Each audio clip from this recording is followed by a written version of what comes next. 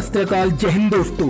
आम के मौसम में जब कुन शालिनी ने इस सुपरस्टार से मांग लिया आम, आइए जाने पूरी खबर विस्तार से। भोजपुरी पावर स्टार पवन सिंह और कुन शालिनी जब एक साथ पर्दे पर आते हैं तो धमाल मचना तय है।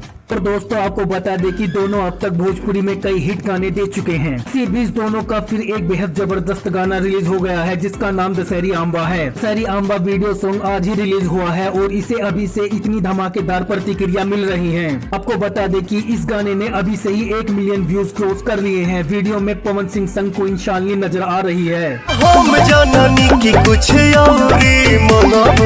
गजबे के कैलू फरम। दशहरी आंबा सॉन्ग में पवन सिंह और शालिनी सिंह की केमिस्ट्री बेहद ही धमाकेदार लग रही है। अब तक दोस्तों आप सब जान चुके ही होंगे कि कुन शालिनी कितनी बेहद जबरदस्त डांसर हैं। वहीं इस गाने में भी उन्होंने अपने डांस का बखूबी जलवा दिखाया है।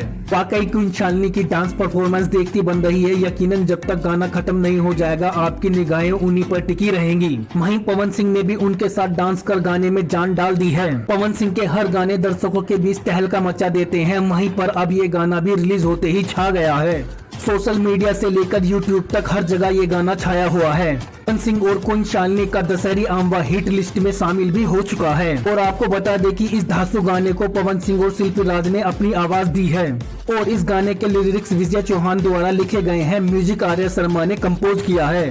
तो दोस्तों पवन सिंह के इस नए गाने के बारे में आपको क्या कहना है, अपनी राय कमेंट बॉक्स में जाकर जरूर दें। और ऐसी ही जानकारी पाने के लिए चैनल को दिल से लाइक करके सब्सक्राइब करना ना भूलें।